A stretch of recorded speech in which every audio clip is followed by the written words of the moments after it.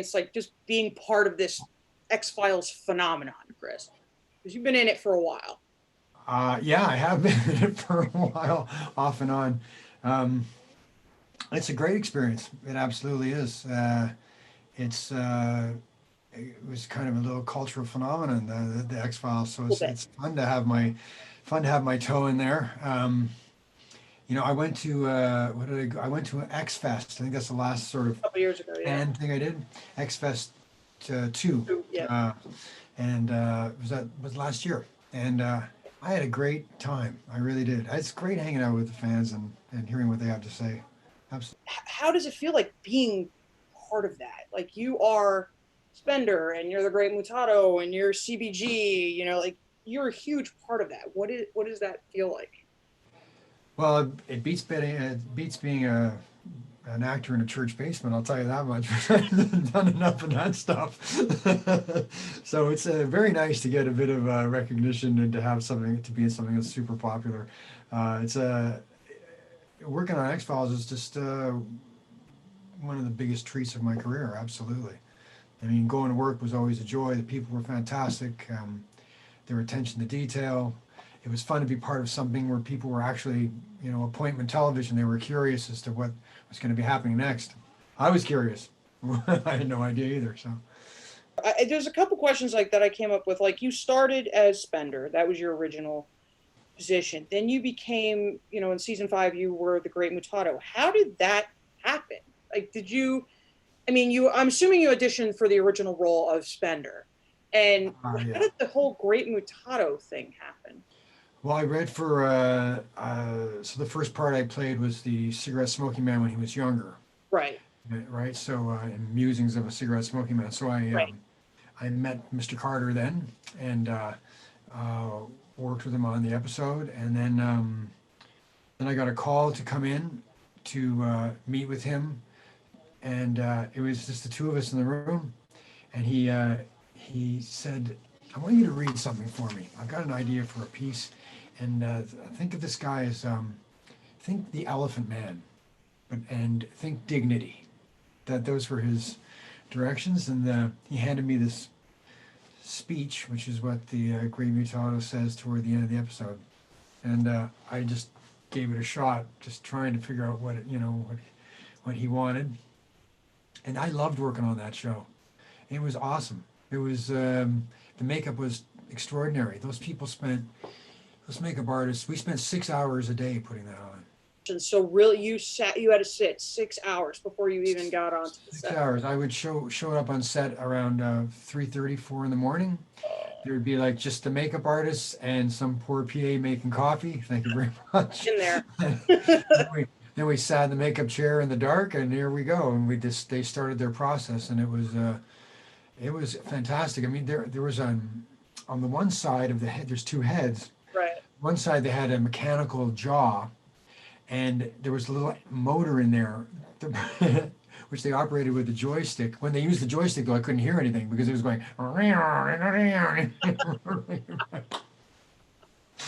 I was just going to say, like, the eye moved too. Which one was your eye? Like, I remember it moving. Right, that's right. There is a real eye in the bigger side of the head, and Okay. this has we have an extra large contact lens in it to make it darker because he was always hiding from the light, I Okay. guess. Now, did you do the singing? I I had to ask because it did. sounds like I did the moaning. hey, there was a little share in there. I could hear you singing it. It was great. I loved it. Yeah, I think that it's a magical little episode. I love it too. We actually the last day I was in full makeup on that, we were doing the Cher concert at the Yeah. end, which was fantastic, and it was Halloween night in Vancouver, and I was dressed as this, and I just couldn't believe that. And people kept telling me, you know what you should do? There's a Halloween contest, the costume contest right around. You should just go there. You'll win. And I thought, I just really want to finish this job, finish this thing, and get this stuff off. That last scene is, I mean, I know that's like a true favorite of most X-Files fans, but, I love it. Yeah, I loved it. It showed a respect and a love, whether it's uh, platonic or not. But I think I loved when they came together and did a little dance. I thought that was great.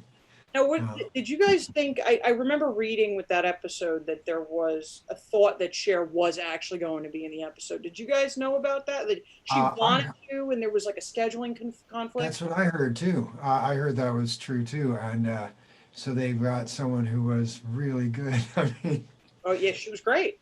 absolutely, yeah, yeah. Looked like Went her. from the back and from the side, you could just, oh, that's her. She had the Yeah, movements and it was great. Yeah, yeah. it's crazy. You have to do a full prosthetic thing for that, which I've done for X-Files like 3 times. So you go in and get the plaster all over you Yeah. and all that full body cast. So I went to a place in an industrial part of town where they do special effects, and you go in and they've got some cool stuff around, some little aliens and whatnot. But the guy says to me, "We're going to take you in the back and we'll do the full process." And he went to a bookshelf, I kid you not, and pulled the book back, and the door slid open, and we Crazy. walked in, and there were all the great creations that they've been working on. That's the great part about being on a show like this, is because there were so many things that I never. When else would I do something like that? Right. Um, it's not usual. Can you tell us a little bit about some of your favorite memories during your seasons on the X-Files? Well, yes, there's so many great ones. Here's something just comes to mind. We were filming in Los Angeles on the Queen Mary, uh, which was in itself fantastic. The Triangle episode. So we're going back in time. We're dressed in World War II outfits.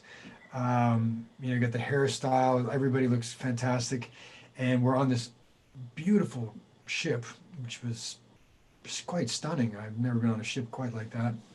And at the end of the day, David he was going back to Malibu. He wasn't going to stay, and he had a stateroom on the ship, and he gave it to Tara and I, and so we stayed overnight on the Queen Mary, and got treated like royalty. What was it like returning for season 11? Like when you got that call, were you excited to go back? Did a lot of things change, or what was going through your mind? Yeah, Lauren, and I was excited to get that call. I was hoping, I'd heard rumors that they were going to do another season, and I was thinking, ooh, how can they use me? I hope they can, because it was great to be part of it. What show calls you back, 20 years later or something? Hey, you want to work some more? It was great. When I got to set, there's Jillian and Chris, and after saying hello and kind of and then we just went right to work, and it felt just like old times, everybody doing their thing. Yeah, it was a lot of fun. That was very fun. Was it a lot of the original crew that ended up working on the show? Do you remember? I think they used as many people as they possibly could, so they did find some people for sure. Chris Carter is a very loyal man that way. If you get along with him and do decent work, you you get to work with him again. So hopefully. Your characters, what was it like having the ability to play so many different characters over the span of, I guess, 25 years, if you will? But what was that like? It's a gift. I mean, when else do you get an opportunity like that? To play different characters and have them span so much time. On some of those, when I was given the alien injection, I had that look where I looked like I was burned from the inside out and all that stuff. I mean, so by season 11, when I just had scarring around here, that was that was an improvement for me. I know some fans go whole hog. I mean, there was a guy at X-Fest who had an entire room devoted to all these things that he'd collected, mainly from X-Files. Amazing stuff. And no, I appreciate that, and I've got a couple of things that I've kept over the years. Like I've got some scripts, and I have a basketball that David signed to me. What did he say? Good luck, punk. See you in L.A., hothead. Let's see. The last episodes, I think in Vancouver, they had. When they were doing with the Gibson story, where Yep. the young fellow with the chess playing, yes, Jeff, yeah. and they opened up for background performers. They said, come on down to the Coliseum, and they had 10,000 people show up. So, and everyone watching chess, and then the cast and crew party was at the planetarium, which is very much like a spaceship. And you could play all the stuff all night long and have your drinks and wander around, and it was totally cool. A fan from England sent me this. It's a little Mutato. Yeah, I got one of those. Where is mine? I got one too. That's awesome. Is that hilarious? So I said, oh, that's great. Because 4 heads are better than 2. I took pictures of him sitting at the bar with me, and and I sent it back to the guys. Yeah, what? Do you have any fun stories of people that you got to meet? I have had a lot. I certainly in the past I went to a lot of conventions, and I had a great time. There was one in Toronto, so it was a combination of Alien and X-Files and Star Trekian kind of thing. Okay, so it's right in my hometown, so fantastic. And I went with this other actor, and I love this. They sent a stretch limo to pick us up. Nice. To take us from our homes up to the convention center. And my friend wanted to stop at Starbucks, which is always great. So the two of us are standing around our stretch limo. At any rate, I get to the convention, and all day long, all evening, when people are saying to me, hey, thanks for signing this, love the show. We're in room 507. If you want to come by, we'll be having a party. So I gave all of these things to the assistant who was with me, and at the end of the thing, I said, all right, I'm going to go to every one of these things. So let's start at the top. Oh my God. There were like 8 invitations, and I thought, all right, we'll just start at the top, and I'll go have a drink with those guys, and then I knock on the door, and like, oh my God, what the? You invited me, right? So here we go. That's awesome. So that was a lot of fun, absolutely. Then we went downstairs and I think danced until 2 a.m. So yeah, good times. Atlanta, I went out to dinner with. We went to Long Island. That's right. An X-Files thing, and William and I were on the card together, and we would go out in the hotel and sit down and have like a meal, and we're just yucking it up and having some red wine and chatting. But I think for fans, that is a funny image. Oh God! You're walking around the hotel and you look up and you go, "Oh, what the heck? What's going on? What conspiracy are these 2 clowns cooking up?" At the X Fest, I was hanging out largely with the Lone Gunman.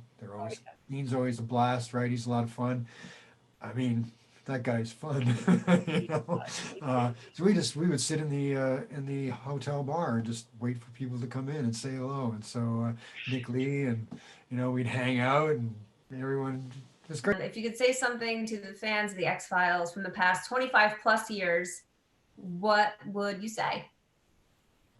Well, I would say thank you for your curiosity and for your interest and your support and your laughter and your love. And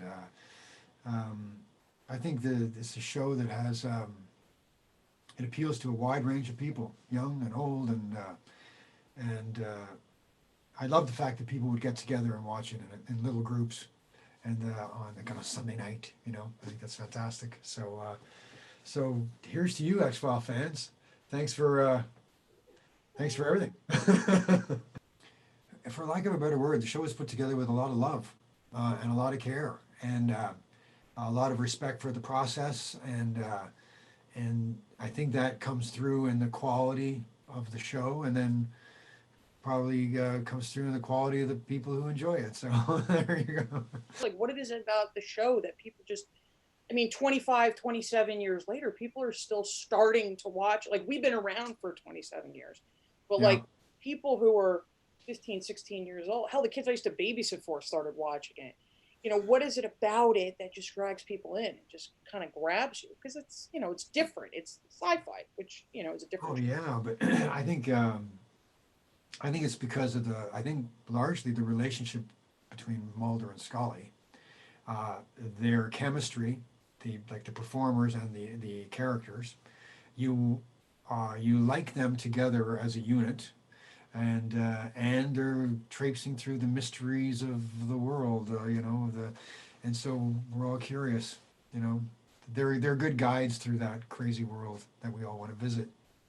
When I was in LA, I got a phone call from David saying, well, "What do you?" It was Thanksgiving was coming up, an American Thanksgiving. He called me up and said, "What are you doing?" And I said, "Nothing." He said, "Where's Tara?" And I said, "She's in Canada." And he said, "So you're the lonely guy. You should come to our place for a Thanksgiving dinner."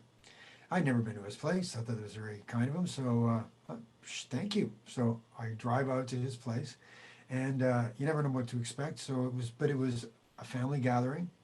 Taya was cooking a great turkey in the oven, and Gary Shandling was the other guest.